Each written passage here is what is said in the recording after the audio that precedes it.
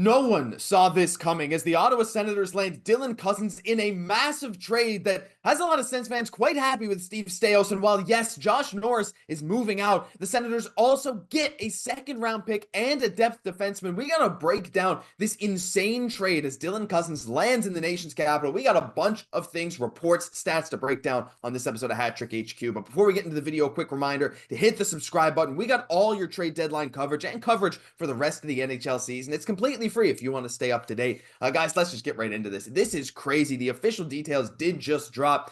From Elliot Friedman, the Ottawa Buffalo deal sounds like Josh Norris and Bernard Docker for Dylan Cozens, Dennis Gilbert, and a 2026 second-round pick. Now, I know Dylan Cozens is the big part of this trade. Some people are hesitant on whether this is a robbery or if Ottawa lost the trade. But honestly, for me, guys, and I'll get your opinions, getting Cozens, who is younger and healthier than Josh Norris, at a lower cap hit and getting a second-round pick on top of it, not to mention the defenseman involved, I think this is a very solid win for Cozens, who has shown that he can be quite good, just needs to change the scenery to get back on track. Darius, I'll throw it to you first.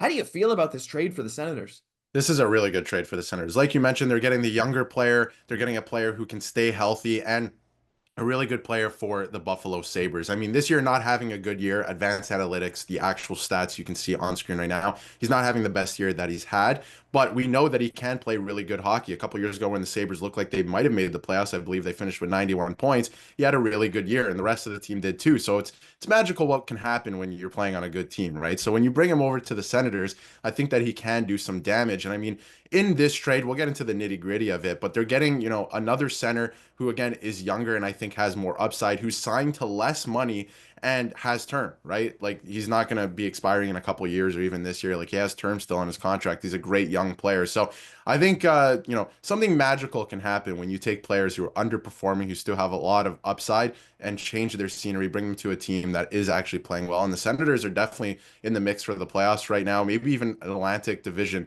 playoff spot. So it's going to be interesting to see what he can do for the Senators moving forward. But Mark, I don't know how you feel about the trade, but Josh Norris is a great player as well for the Buffalo Sabres. And the biggest thing is looking at Cozens, as you said, he had productive seasons, having 31 goals just 2 years ago. And looking at his stats, this was previously in 2022-23 when we see, and all the stats you can pause and read through, compared to this season joining the Ottawa Senators. But the biggest thing is we know the Buffalo Sabres have been struggling as of late. Dylan Cozens hasn't had a lot of help around the team. So him joining the Sens on the second line, I do think we're going to see him blossom a bit and maybe hit the potential of what he had when he had 31 goal season. I mean, the top six is looking a lot better than what the Buffalo Sabres have. And no offense, Sabres fans, we just know the Sens are a little farther ahead on what they're trying to do at this point. But I do think Cozens can have a bounce back. You're saving a bit against the cap. Josh Norris's injury history has been a bit of a concern. So you're at least getting a player that's going to be consistently in the lineup. I don't know, Josh, is there any part of this trade that seems like maybe the Sens could have got more? Because in my opinion, I think they might have fleeced the Buffalo Sabres. I mean, I don't know if the Senators could have gotten any more. Honestly, getting a second round pick on top of this deal to me is just icing on the cake. Like, I know that Bernard Docker is still a younger right shot defenseman. I mean, he's not young, but he provides some value. Right shot D-men, even depth D-men at 24 years old. They're not super easy to come by, but he's one of those fringe guys who can play some depth minutes for you. And Dennis Gilbert, I suppose, is similar in terms of depth defenseman on the other side as a left-hand shot. But honestly, the fact that if you just put this as Norris for Cozens and a second, I would say that's a great deal for the Ottawa Senators, because getting a draft pick alongside this for taking on less money, again, for a guy who is like 2 or 3 years younger and much healthier, I don't see any downside to this. I think the second round pick is actually a lot more indicative of what's going on in Ottawa. But Darius, I want to throw to you because there's one thing here that does concern me a bit. Josh Norris, when healthy, has been a huge impact player for this Ottawa Senators team. I mean, 35 goal season before. He signed that big extension. Senators fans love him. I do worry that Dylan Cozens, like we've seen, he is straight up on a regression path. And I do see a world like he's not as good as Josh Norris this season. Last season, you can make the argument, right?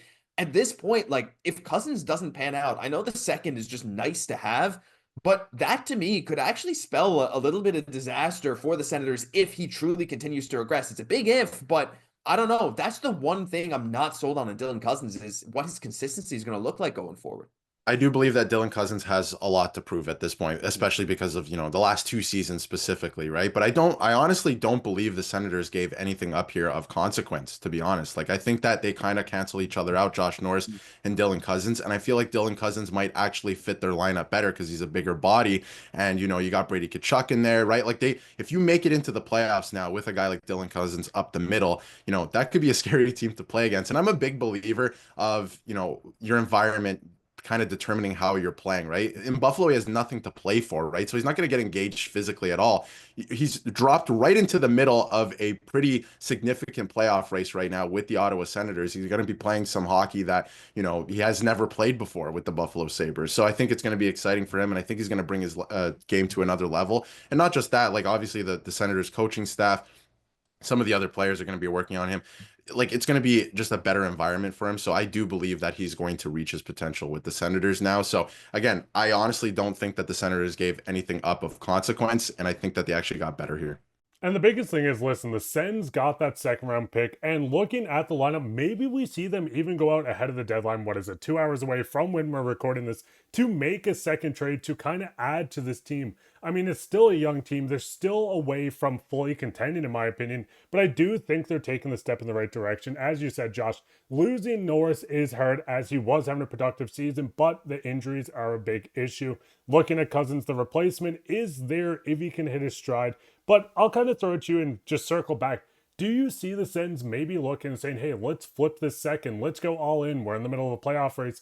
We have a chance to go deep. Why not just go all in like multiple other teams are? Well, by the time some people might be watching this, that answer might already be known, but honestly, like, why not? Like, you're the Ottawa Senators right now. You have a lot of young talent. You have your core now locked up for the next number of years. I mean, you did with Norris anyway, but they're taking a flyer here. This is kind of a gamble across the board for both teams, right? You're giving up a guy in Cozens who has regressed, has not performed the way he should in Buffalo, now going to a winning situation with a bit better talent surrounding him. And you're giving up a guy in Norris who has had a pretty bad injury history, but when he's healthy, he's been an incredible goal scorer. We're talking like a 30-plus type goal guy. And then, the second round pick, whatever, and even a guy like Bernard Docker, you never know if he can develop into a top 4 type of defenseman.